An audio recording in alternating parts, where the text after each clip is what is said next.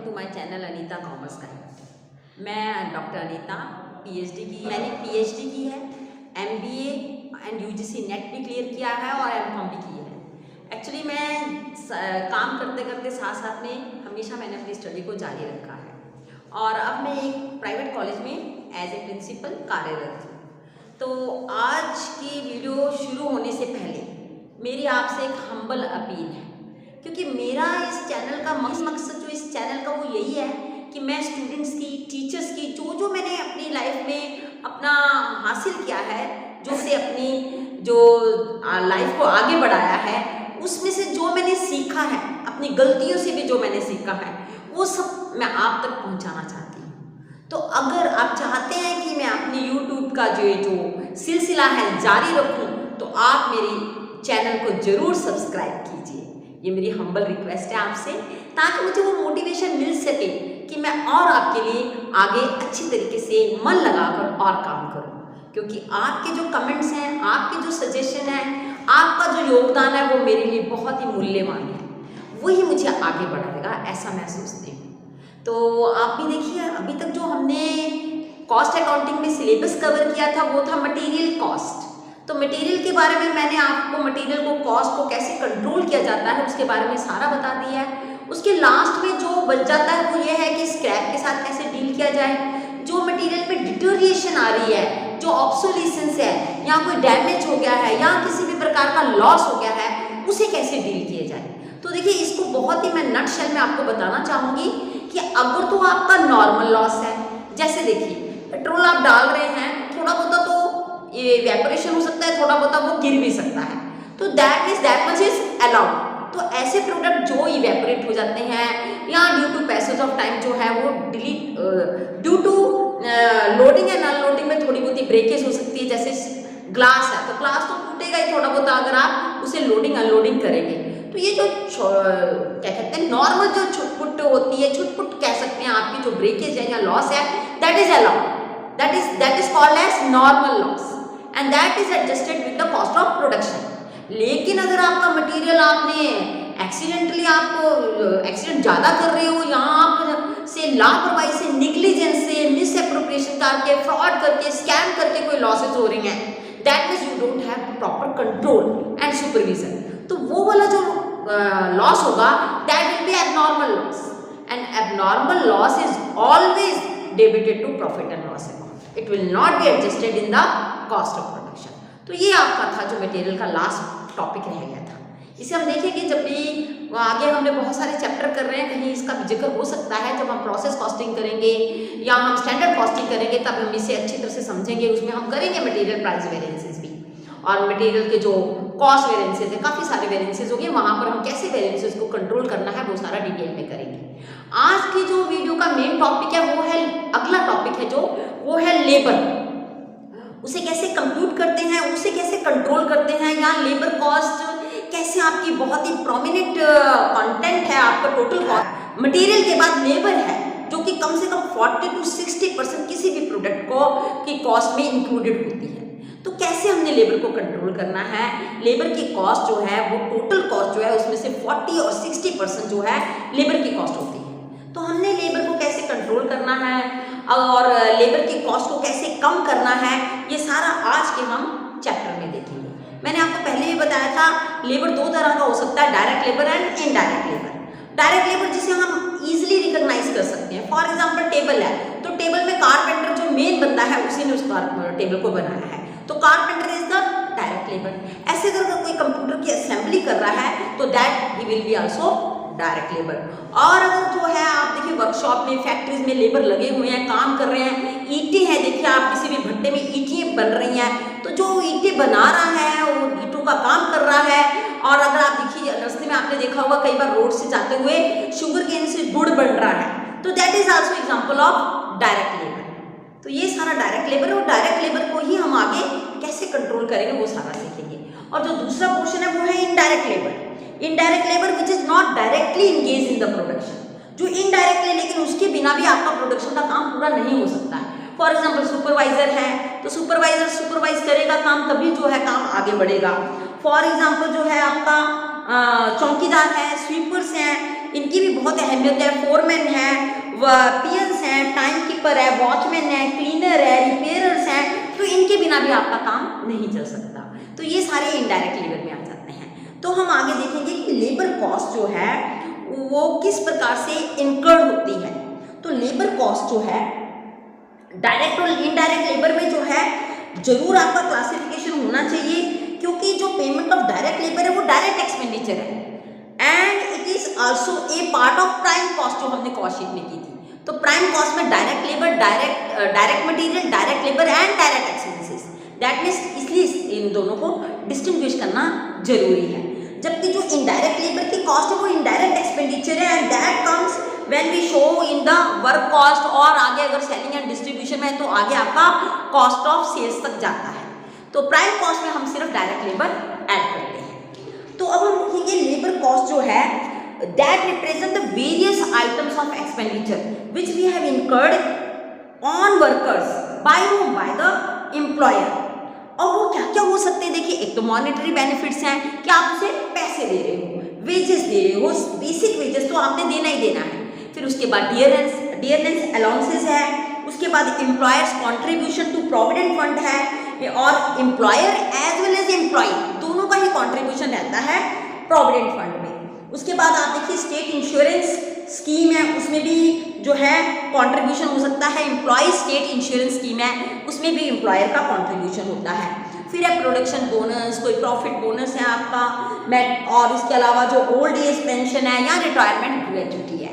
तो ये सारे बेनिफिट है, ये सारे आप कह सकते हैं फाइनेंशियल बेनिफिट्स हैं, मॉनेटरी बेनिफिट्स हैं जो आप किसी भी लेबर या एम्प्लॉय को दे रहे हैं। अब आगे हम देखेंगे फ्रिंज बेनिफिट्स।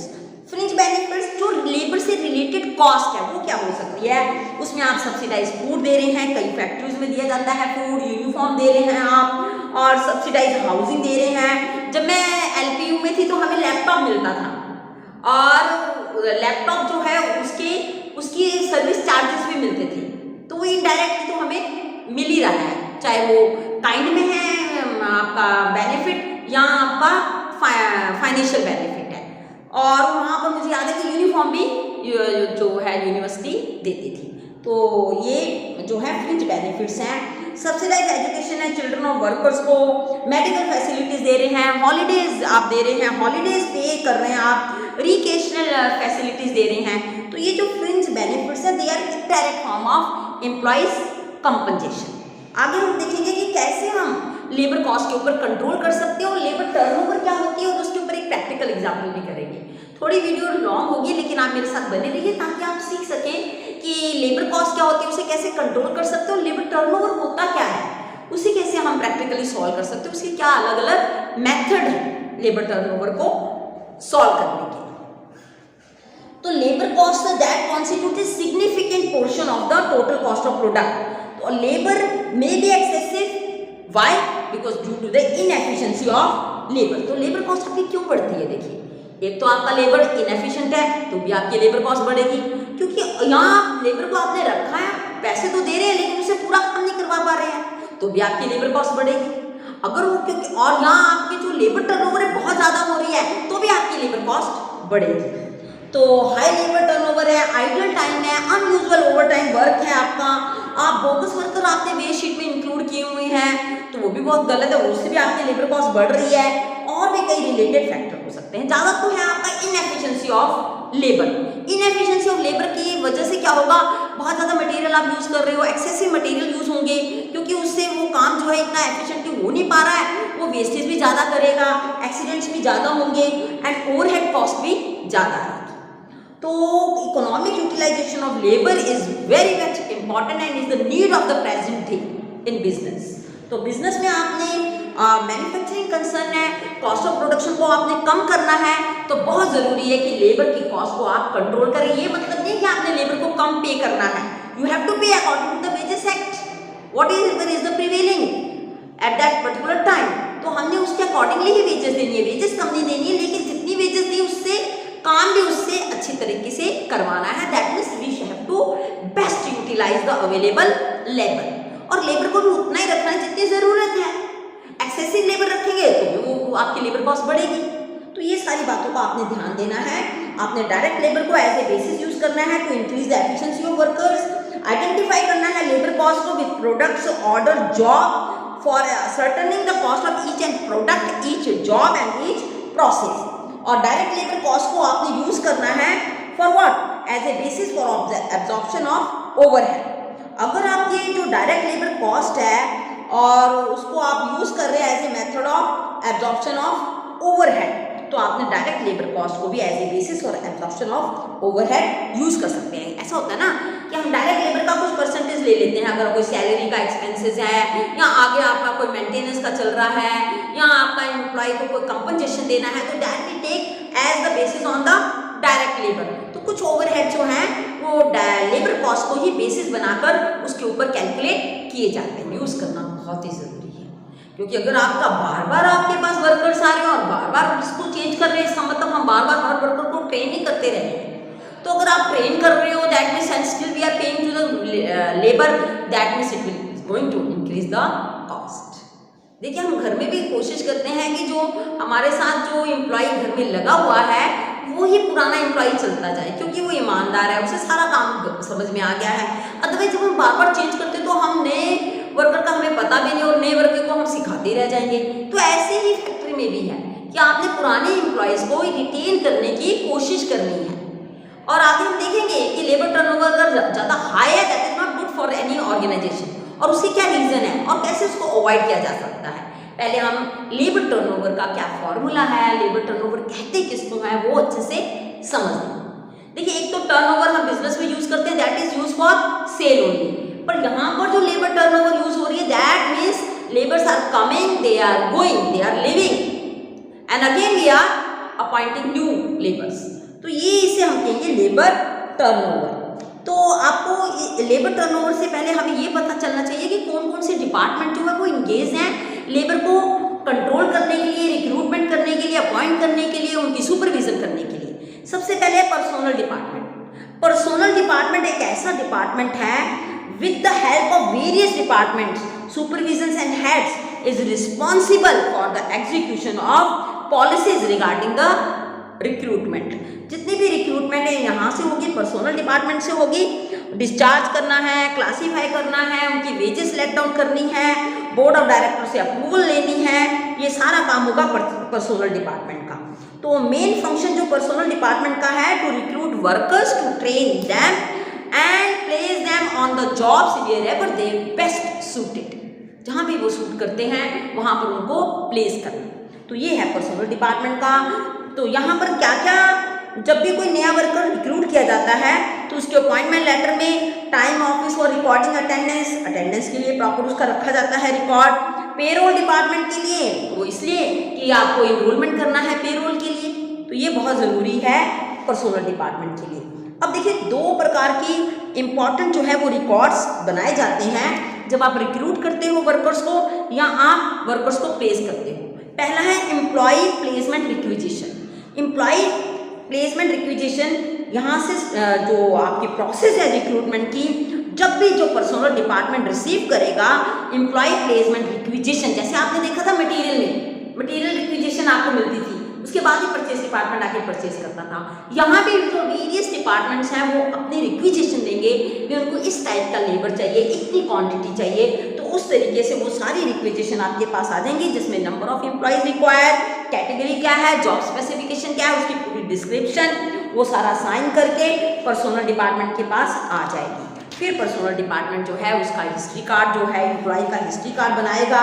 वहाँ पर पर्सनल डिपार्टमेंट को सारा रिकॉर्ड रखना चाहिए हर एक वर्कर के बारे में।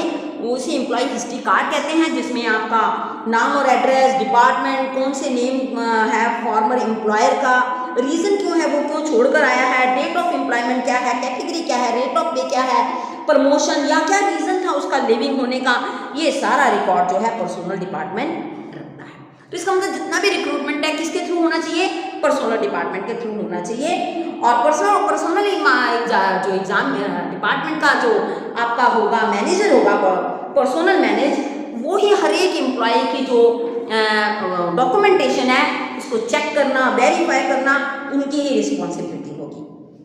और अगर कैजुअल है या टेम्परेरी वर्कर है that should be preferred for the recruitment. अगर in place of permanent worker, अगर आपको एडिशनल लेबर की बहुत लगता है कि बहुत समय तक जरूरत नहीं है, तब आप कॉन्ट्रेक्चुअल बेसिस में भी लेबर को अपॉइंट कर सकते हैं, राइट। तो आगे हम देखेंगे कि प्रिवेंटिव स्टेप्स होने चाहिए ताकि आपके एब्सेंटिज्म या इनएफिशिएंसी कम से कम हो, और जो मैकेनिज्म ऑफ ऑपरेशन है that should be considered if it is helpful in reducing labour cost. इसके अलावा लेबर यूटिलाइजेशन रिकॉर्ड्स, जो भी आपने लेबर को यूटिलाइज कर रहे हैं उसका भी प्रॉपर जो रिकॉर्ड है वो भी डिपार्टमेंट में जरूर रखा होना चाहिए। तो अब हमारा शुरू हो जाता है labour turnover. Labour turnover denotes the percentage change in the labour force of an organisation. एक ऑर्गेनाइजेशन में कितना लेबर जो है वो चेंज हो रहा है, कितना आ रहा है, कितना जा रहा है, इसको हम डिनोट करते हैं कितनी परसेंटेज। फॉर एग्जाम्पल आपके वर्कर थे 100, उसमें से 25 वर्कर चले गए तो 25% they are leaving, this is your labour turnover. अब हमें यहाँ भी ये भी देखना है कितने लेबर को आपने लाए हो, भी तो चेंजेस है। समझ लीजिए 15% आपके आए हैं तो टोटल आपने कितना चेंज किया, 40%। तो ये हम जरूर देखेंगे, हर एक मेथड का अपना है कंसिडरेशन, बट टर्नओवर आपके हाई परसेंटेज है that is not good for any organisation. उसकी क्या रीजन है, अभी आपको बताया कि फिर से ट्रेनिंग है, ट्रेनिंग कॉस्ट बढ़ेगी आपकी, फिर से रिक्रूटमेंट कॉस्ट बढ़ेगी, so many cost will again increase. तो अगर आपने लेबर कॉस्ट को कम करना है तो आपने लेबर टर्नओवर के ऊपर बहुत ज़्यादा कंट्रोल करना है। तो अब हम देखेंगे कि कैसे आप अलग अलग मेथड से लेबर टर्नओवर की डेफिनेशन को समझ सकते हैं। ये देखिए, पहले फॉर्मूले देख लेते हैं, उसके बाद हम एक प्रैक्टिकल एग्जाम्पल कर लेंगे।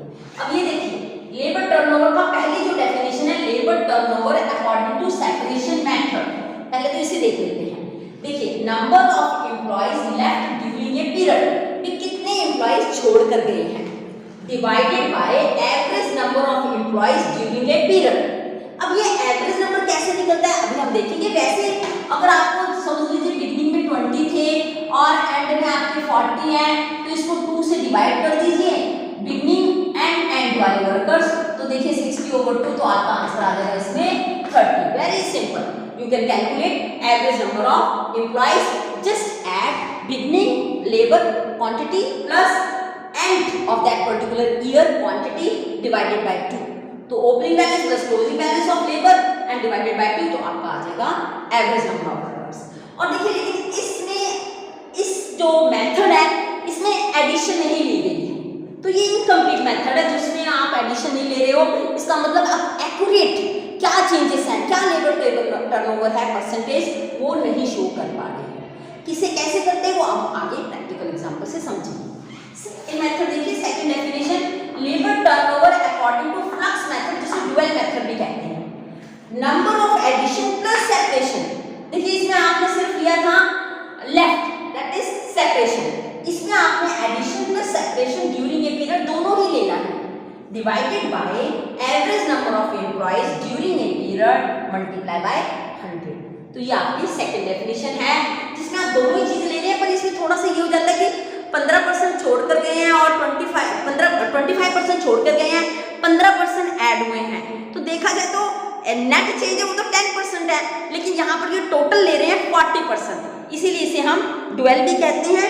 और ये definition will not be applicable when the organisation is expanding. जब ऑर्गेनाइजेशन एक्सपेंड कर रही है तब ये डेफिनेशन जो है इतना सूट नहीं करती है। इस केस में ये है कि many new workers are increase and there may be no separation, even then turnover calculation will be high. Labour turnover का अगला जो डेफिनेशन है उसमें आपने number of addition plus separation during a period divided by 2 करना है और इसको सारे को डिवाइड करना है average number of employees during a period. तो ये अगला मेथड है आपका लेबर टर्नओवर। ये जो डेफिनेशन है this will also misguide an organisation, why, because it has received its optimal size. मतलब जब आपका जो ऑर्गेनाइजेशन है उसका अगर ऑप्टिमल साइज जो है रीच हो गया है, then it does not require expansion at all. In such a case, labor turnover as per this definition will show half the actual percentage of labor turnover. तो ऐसी कंपनी के लिए ये सूट नहीं करेगा जो कंपनी जो है अपनी ऑप्टिमम साइज को तक पहुंच गई है। तो आगे हम देखेंगे, क्योंकि इस प्रकार की जो डेफिनेशन है आपको हाफ बता रही है। जैसे मैं अगर 25% प्लस 15% कहूँ तो 40 डिवाइडेड बाय 2 20% बताएगी। That means this definition show only half percentage of labour turnover. आगे हम देखेंगे labour turnover according to replacement method. अब देखिए इसमें number of workers replaced during a period, this is the actual useful definition, क्योंकि इसने replace लिए हैं। इसने वो लिया है कि अगर 25 ऐड हुए हैं तो 15 गए हैं, या 25 गए हैं तो 15 हमने ऐड किए, दैट मींस कितना हुआ है, 25 में से माइनस कर दीजिए 15, 10, राइट। तो इसमें हमने क्या लेना है, number of workers replaced during a period, में कितने बंदे गए और कितने बंदे वापस आ गए, नेट जो है वो हम इसमें लेंगे, divided by average number of workers during the period multiply by 100, right. तो this definition take into account the surplus labour, surplus labour को भी ये डेफिनेशन ले रही है। This definition will give you correct labour turnover when the factory is expanding. Why? Because all additions are not to be taken, only workers replaced due to leaves, जो चले गए हैं उनको जो वर्कर्स ने रिप्लेस किया है that should be taken over here. Therefore this definition can be taken to the most reliable definition as we will see in this practical example। तो आपके सामने मैंने एक प्रैक्टिकल एग्जाम्पल शो किया है। देखिए इसमें cost accountant of Y limited has computed labour turnover rates for the quarter ended January February March. क्या है आपके पास 10%, 5% and 3%, under which, under flux method, replacement method and separation method. मतलब तीनों का इन्होंने दिया है आपको labour turnover rate. If the number of workers replace during the quarter is 30, अगर 30 है, देखिए ना जैसे अभी आपको दिया है यहाँ पर 10%, तो आपके टोटल वर्कर्स कितने होंगे, 30 डिवाइडेड बाय 10%, आपका 300 आंसर आ गया। तो ये आपको पता होना चाहिए। तो if the number of workers replace during the quarter is 30, find out the number of workers left, discharge and workers recruited and join. तो अभी हम इस प्रैक्टिकल प्रॉब्लम को कर रहे हैं आपके सामने। देखिए calculation of average number of workers कैसे करेंगे। सबसे पहले तो एवरेज नंबर ऑफ वर्कर्स के लिए आपके सामने सबसे पहले आना चाहिए लेबर टर्नओवर रेट। अब ये देखिए हम कैसे करेंगे लेबर टर्नओवर रेट। तो देखिए आपके पास क्या आया है, देखिए यहाँ पर आपको वर्कर्स कितने दिए हुए हैं, यहाँ पर आपको जो labour turnover under replacement method जो दिया हुआ है, अंडर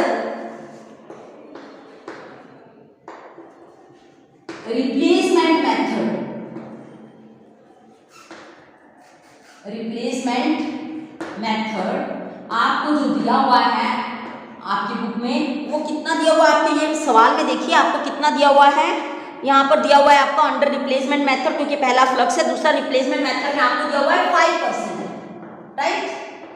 अब देखिए 5% आपको दिया हुआ है और नंबर ऑफ रिप्लेसमेंट कितनी है, 30। इसका फॉर्मूला ये होगा labour turnover rate under replacement method is equal to, आपने ऊपर लिख सकते हैं नंबर ऑफ रिप्लेसमेंट, यहाँ पर हम लिखेंगे नंबर ऑफ रिप्लेसमेंट, कितनी रिप्लेसमेंट हुई है, then divided by average number of worker, average number of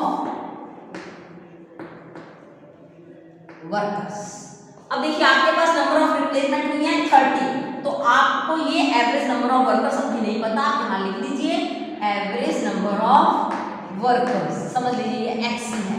तो हम इसे कैसे करेंगे, देखिए यहाँ पर कैसे करेंगे हम, यहाँ पर आ जाएगा आपका average number of workers is equal to 30 divided by 5%, that is multiply by 100। तो अगर आप 5 को 20 से करते हैं तो कितना आ जाता है आपका 600।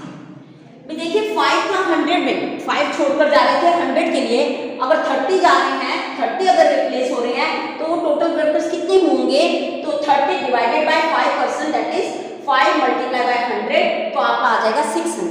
तो ये आपका आ गया है एवरेज नंबर ऑफ वर्कर्स 600, इसे याद रखिएगा। अब हम आगे करेंगे calculation of number of workers. यहाँ कर लेते हैं, यहाँ पर करती हूँ आपके सामने calculation calculation of number of workers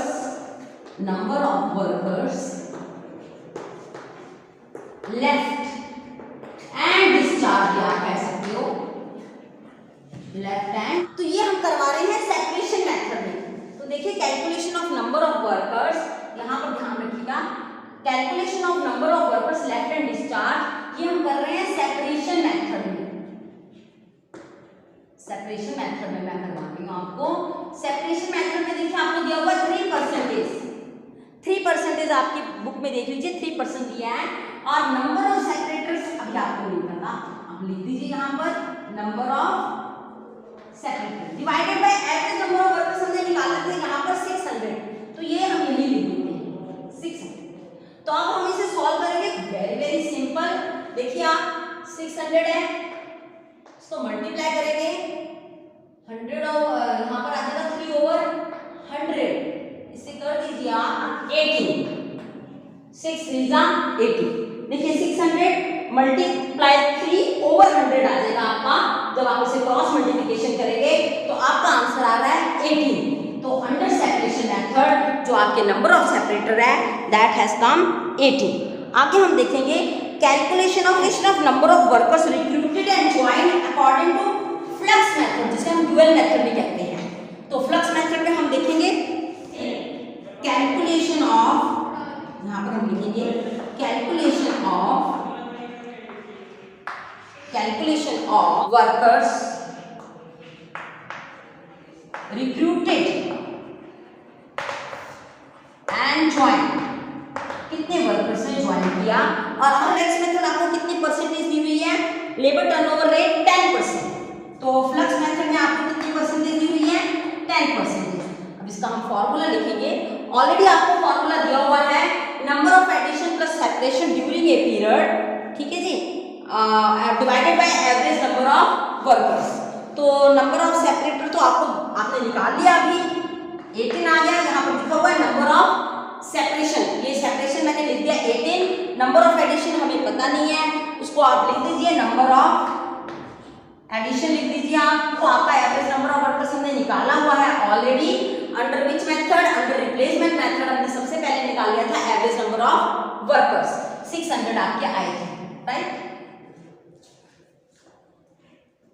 तो अभी इसको हम क्रॉस मल्टीप्लिकेशन करके सॉल्व करेंगे। ये इक्वेशन आपकी बन गई है, इसको हम सॉल्व करेंगे। 10/100 है आपका is equal to 18 plus x, या ये समझ लीजिए अभी तक इसे। अब हम इसे करेंगे, तो सॉल्व करेंगे तो कैसे होगा, यहाँ पर देखिए यहाँ चला जाएगा 600 मल्टीप्लाई बाय 10 डिवाइडेड बाय 100, ये हट गया आपका, यहाँ पर आएगा 60 और 18 इसमें से माइनस कर देंगे, इज इक्वल टू आपका एडिशन आ जाएगा। तो addition is equal to 60 minus 18 is equal to आपका कितना आ गया, 60 में से 18 माइनस कीजिए आप, 16 में से 18 माइनस कीजिए, आपका आ गया 42 वर्कर्स, ये आ गया आपका ज्वाइंट का। तो ये फॉर्मूलेज हैं जिसकी सहायता से आप कितने वर्कर्स आपको सेपरेट करके जा रहे हैं। अब ये फॉर्मूले की सहायता से आप तीनों मेथड में आपने देख लिया। सबसे पहले आपने रिप्लेसमेंट मेथड में देखा 600, वो किस तरीके से आया, number of replacement divided by average number of workers. Average number of workers आपने ये क्रॉस मल्टीप्लिकेशन किया, यहाँ पर 5% था, is equal to 30 divided by average number of workers. तो आपने यहाँ पर निकाला 30/5 मल्टीप्लाई बाय 100, तो 600 आपका एवरेज नंबर ऑफ वर्कर्स आ गया। फिर आपने किया calculation of number of workers left and discharge, उसमें सेपरेशन मेथड में आपको दिया हुआ है 3%। फिर आपने number of separators divided by average number of workers, तो 600 को 3% से क्रॉस मल्टीप्लिकेशन किया, आपका आ गया नंबर ऑफ सेपरेटर 18। उसके बाद हमने फ्लक्स मेथड में, जिसे हम ड्यूअल मेथड भी कहते हैं, जो दोनों कंसीडर कर रहा है एडिशन प्लस सेपरेशन। तो हमने एडिशन किया यहाँ पर 18 जो कि आपने निकाला था अभी। उसके बाद नंबर ऑफ एडिशन हमने फाइंड आउट करना है, नीचे आपका आ जाएगा एवरेज नंबर ऑफ वर्कर्स। यहाँ पर 10% आपको आंसर में ऑलरेडी दिया हुआ है स्टेटमेंट में कि 10% है आपका लेबर टर्नओवर रेट। आपने इसे क्रॉस मल्टीप्लिकेशन करके इस इक्वेशन को, अलजेब्रिक इक्वेशन को सॉल्व किया, तो आपका आंसर आ गया 42 वर्कर्स हैं जिन्होंने इसे ज्वाइन किया है। तो आपने आज देखा कि कैसे हम लेबर टर्नओवर में बहुत ही इजी तरीके से फार्मूले की सहायता से, और हर एक फार्मूले का क्या एडवांटेज है क्या डिसएडवांटेज है, जिसमें से सबसे बेस्ट है रिप्लेसमेंट मेथड। तो तो ये लेबर टर्नओवर था आपका प्रैक्टिकल एग्जाम्पल। अब हमें ये पता होना चाहिए कि क्या कॉजेज हैं लेबर टर्नओवर के। तो सबसे पहले आप पर्सनल कॉजेज देखेंगे, अवॉइडेबल कॉजेज देखेंगे, अनअवॉइडेबल कॉजेज भी देखेंगे। तो अगर आप पर्सनल कॉजेज देखें, मैंने डिस्प्ले किया, आप देख लीजिए। इसमें आपका आ जाता है डोमेस्टिक प्रॉब्लम्स है, retirement due to old age है, और आपके एक्सीडेंट हो रहे हैं, अगर वर्कर्स का एक्सीडेंट हो रहा है क्योंकि वो परमानेंटली डिसेबल हो जाता है because of the accident in the workshop और in the work place. Women workers है, they may leave job after their marriage हो गए हैं, मैटरनिटी लीव हो सकती है मैटरनिटी के करके, या जो वोमेन्स हैं they may leave job after marriage, तो ये रीज़न भी हो सकता है। डिसलाइक है, जॉब पसंद नहीं है, काम कर रहा है मजबूरी में, और जैसे उसको कोई और काम मिलता है, वो अच्छा काम मिल रहा है तो ये काम छोड़ देगा। डेथ हो गई है वर्कर की, वर्कर जो है बेटर जॉब उसको कहीं और जगह में मिल रहा है। वर्कर में leave just because of their roving nature, भी उनका नेचर है कि एक जगह छोड़ के दूसरी जगह ज्वाइन करना है, बिकॉज ऑफ दैट आल्सो। और कुछ केसेस हैं जिसमें मॉरली वो इतना नहीं स्ट्रॉन्ग फील कर रहा है उस पर्टिकुलर ऑर्गेनाइजेशन में।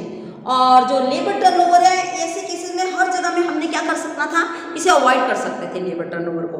इसमें employer can practically do nothing to reduce the labour turnover.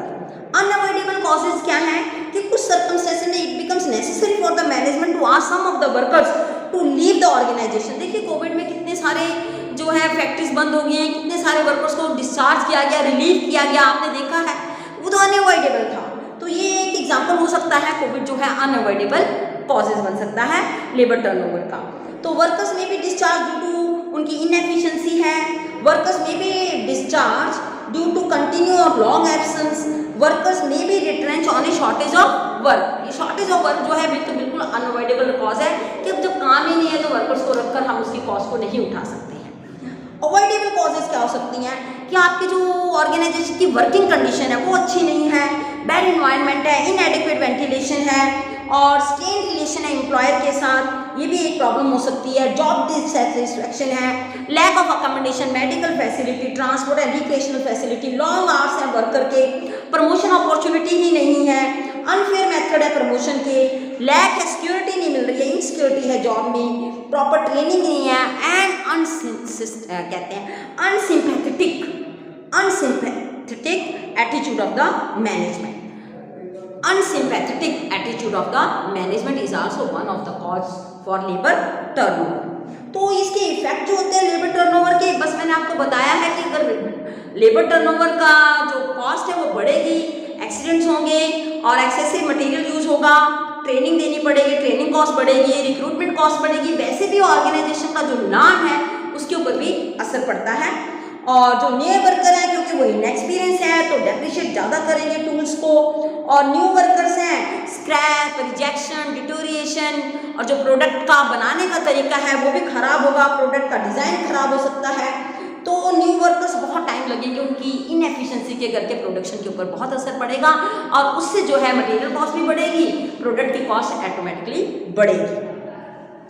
तो हमने लेबर टर्नओवर को रिड्यूस करने के लिए वेरी सिंपल ये सारे मेजर्स अप्लाई कर सकते हैं कि सुटेबल पर्सनल पॉलिसी होनी चाहिए, that should be frame for what, for employ, so that you can appoint the right man to the right job and giving a fair and equal treatment to all the workers.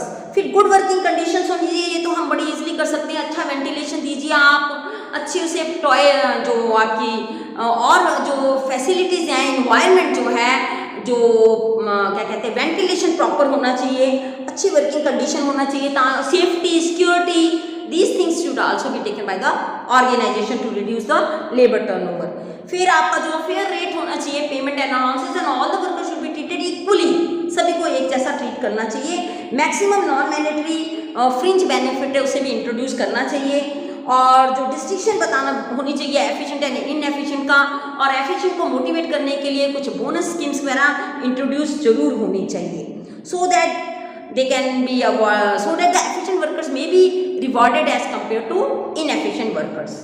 और employ suggestion एक box scheme होनी चाहिए, employ suggestion box scheme, जिसमें जो है employees अपनी जो suggestions हैं वो डाल सकें, और जो मैनेजमेंट जो है वो आफ्टर स्पेसिफिक पीरियड जो है उसे चेक कर सके और उसे अप्लाई कर सके, ताकि लेबर टर्नओवर कम हो। और man management relationship should be improve. जो आपकी रिलेशनशिप है लेबर के साथ, उसे रिटेन करने के लिए उसे भी इम्प्रूव करना जरूरी है। तो ये सारे स्टेप में पर्सनल डिपार्टमेंट को एक प्रैक्टिकल रिपोर्ट जरूर जो है तैयार करनी चाहिए आफ्टर सम स्पेसिफिक पीरियड, ताकि वो रिपोर्ट जो है लेबर टर्नओवर के बारे में क्या रीज़न है, क्यों वर्कर छोड़ रहे हैं, कितने वर्कर छोड़ गए हैं, क्वांटिटी क्या है, रीज़न क्या है, क्यों लीव कर रहे हैं, उन सब की रिपोर्ट जो है मैनेजमेंट को टाइम टू टाइम जरूर देनी चाहिए। रिपोर्ट को manage so that they can take necessary actions to reduce this labour turnover. तो आज हमने काफ़ी कवर किया है लेबर टर्नओवर के बारे में, डायरेक्ट लेबर के बारे में मैंने आपको बताया, इनडायरेक्ट लेबर के बारे में बताया, एक प्रैक्टिकल प्रॉब्लम भी सॉल्व की है आज। हम इसी को हम अगली वीडियो में आगे इसे कंप्लीट करेंगे। जो लेबर कंट्रोल कॉस्ट है, या कह सकते हैं लेबर जो है जिसके से कंप्यूट करते हैं, इसकी कॉस्ट को कैसे कंट्रोल करते हैं, इसी टॉपिक को हम आगे देखेंगे। क्या इंसेंटिव्स हैं, क्या सैलरी प्लान होते हैं, कैसे जॉब शीट बनती है, कैसे वेजेस शीट बनती है, कैसे जॉब रिकॉर्ड लिखा जाता है, और कैसे आप लेबर की प्रोडक्टिविटी को इम्प्रूव कर सकते हैं, मोशन स्टडी, टाइम स्टडी, ये सब क्या है, इसके बारे में हम अगली वीडियो में जरूर देखेंगे। तो कॉस्ट अकाउंटिंग में अगर आपने एक्सपर्टाइज लेनी है तो आप मेरी वीडियो को यूं ही जरूर देखते रहिए। मेरी वीडियो को जरूर आप लाइक कीजिए, कमेंट कीजिए, शेयर कीजिए, और मेरे चैनल को सब्सक्राइब करना बिल्कुल ना भूलें। Thank you very much.